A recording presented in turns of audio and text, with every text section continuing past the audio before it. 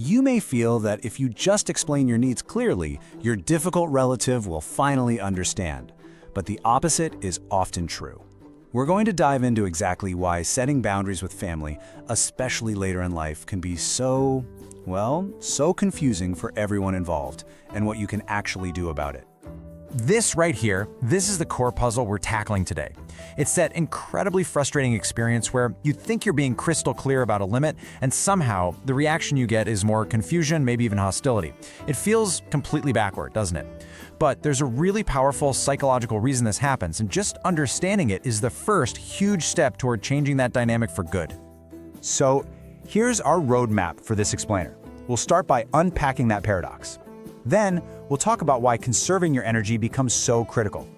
After that, we'll get to the most important lesson, how your boundaries literally define your reality. From there, we'll move into a practical guide on how to be firm. And finally, we'll look at the long game and finish up with your very first step toward finding some real peace. Okay, first up, let's dive right into this boundary paradox. It's this wild idea that your attempt at being clear is the very thing that seems to create all the confusion for them. It's a question that can really mess with your head, right? Why is it that when you set a perfectly reasonable, healthy limit, you're met with a negative, maybe even hostile reaction? If you've ever felt like you were being punished for simply trying to protect your own well-being, you know exactly how baffling this feels. And I want you to know, you are not imagining it, and there is a very clear answer. And the answer is all about this idea of a psychological script. You see, for years, maybe even your whole life, your interactions have probably followed a very predictable pattern. It's like a dance. They say something, you react in a familiar way, and even if the outcome is upsetting, it's known. That script gives them a sense of control, and of course, it guarantees them your attention. So when you set a new boundary, you're not just making a small request, you are throwing out the entire script. And for them, that is incredibly disorienting. Understanding that you're disrupting their script leads us right to our next point, why it is so vital to conserve your emotional energy. This isn't just about getting through one tough conversation. No, this is about making a strategic shift to protect your own well-being, especially as you get older. I mean, just think about the buildup over time. We could be talking about decades of blurred lines, where your needs have just consistently taken a backseat. There's often this deep ingrained sense of obligation that's been nurtured for a lifetime. And sometimes, there's even some pretty subtle manipulation going on just to keep that old family power dynamic in place. The cost of all this is huge. It leads to serious emotional stress that, frankly, we just can't afford to carry. This chart really paints a picture, doesn't it? If you could visualize where all your emotional energy is going in these situations, it might look a lot like this. A massive chunk gets eaten up by conflict. Another big piece goes to that feeling of obligation. And then there's all the time you spend just worrying about the next interaction. So what's left over for your own peace of mind? As you can see, often it's very, very little. That's just not sustainable. Setting a boundary is the main way you start to reclaim that energy. And this is a really important shift in thinking. The whole point of setting a boundary isn't to force the other person to change. Let's be honest, you can't control them anyway. The real goal is to strategically protect what you can control: your time, your emotional resources, and your peace. Think of it as an act of conservation, not confrontation. Okay, this brings us to the absolute heart of our explainer. Section 3, Boundaries Define Your Reality. Genuinely, this is the one idea that can change everything. So let's put a name to that thing we were talking about earlier. It's called script disruption. It's what happens when you introduce that new, firm boundary. See, this new rule doesn't just change the topic of conversation. It completely blows up the predictable pattern they've always counted on. Their confusion, their frustration, that's a direct result of their script suddenly not working anymore. It's like they've forgotten their lines because you've changed the play. And this slide just illustrates the difference so perfectly. On the left, that's their expected script. They expect that if they start yelling or making demands, you'll respond with justifications and excuses. Then that leads to you apologizing just to keep the peace, and boom, you're stuck in that same old conflict loop. But look at the right side. That's your new policy. Their yelling is now met with a simple, calm statement of fact.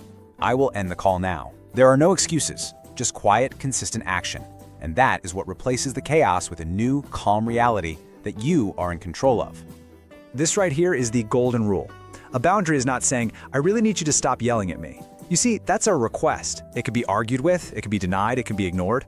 A real boundary is, if yelling starts, I will leave the room. That is a factual statement about what you are going to do. It's your personal policy. It's not up for debate, and that is what gives it all its power. So, understanding the theory is one thing, but putting it into practice is another. Now we're moving into section 4, which is a guide to firmness, how to actually apply these ideas safely and effectively. It really comes down to a clear 4-step process. First things first, you have to get really clear with yourself about your non-negotiable values, things like respect or privacy. This is your foundation. Second, you use what's called the clear and concise method, no long rambling explanations. Third, and this one is so important, you have to prepare yourself for something called the Extinction Burst. And fourth, you're going to practice the broken record technique to hold your ground without starting a fight.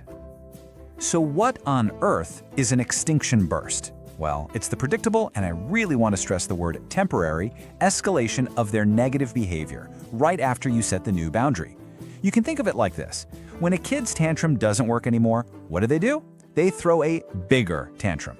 It feels awful in the moment, but that burst of behavior is the single greatest sign that your new boundary is actually working. They're ramping it up because their old script just failed them. This chart shows you exactly what you can expect. The old pattern was probably this medium but constant level of conflict. Now, when you first set the boundary, you're likely going to hit that extinction burst, a short, temporary spike to a very high level of conflict. This is the moment where most people get scared and give in. But if you can just hold firm through that, you get to the other side, a new reality with a sustained low level of conflict. You have to walk through that spike to get to the peace. So how do you get through that spike? One of the best tools is the broken record technique. It is beautifully simple. You just calmly repeat your policy statement over and over. I'm not going to discuss this right now. Or, like I said, I'll be leaving now. We can talk again when we're both calm. You don't justify, you don't argue, you definitely don't explain. You just become a calm, steady, broken record. Okay, after all that hard work comes the reward. So let's shift our focus in section 5 to having some wisdom for the long game. This is all about finding hope and learning how to redirect all of that energy you're about to save. You can really look at this whole journey as a timeline. Stage 1, yeah, it's the initial difficulty of actually setting the boundary. Stage 2 is the hardest part, enforcing it and weathering that extinction burst. But then you get to stage 3, realignment. This is where you start to consciously redirect all of that emotional energy you've reclaimed. And that takes you right into stage 4, a genuine, lasting peace where you can actually enjoy your new reality.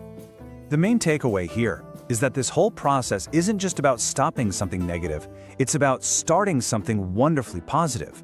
Every bit of energy you are no longer spending on conflict and worry and obligation is energy you can now invest in your own hobbies, your other relationships, your health, your own life satisfaction.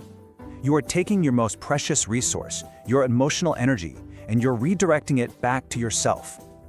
And that brings us to our final section, your first step toward peace. We're going to boil everything down to its essence and leave you with a gentle challenge to get you started. If you only remember one single thing from our time together today, please let it be this. Setting a limit is a factual statement of your personal policy, not a request for them to negotiate with you. Remember, difficult relatives thrive on that predictable conflict, and your boundary is so powerful because it finally disrupts their script. When you use those clear, factual statements about what you will do, and you just calmly weather that temporary storm, that extinction burst, you are fundamentally changing the rules of the game in your own favor. And I really want to leave you with this final thought. After decades of giving your energy to others, you have earned the right to peace. Protecting your own emotional sovereignty is not selfish. It is the greatest gift you can give yourself as you move forward. It's a profound act of wisdom, and it's an act of self-respect. So before we finish, just take a quiet moment with this question. Think back to a recent difficult interaction. What is the one single statement, phrased as your personal policy, something you would do that would have protected your peace in that moment? Thinking about that isn't just an exercise. It is the very first step on your path to a calmer, more empowered life.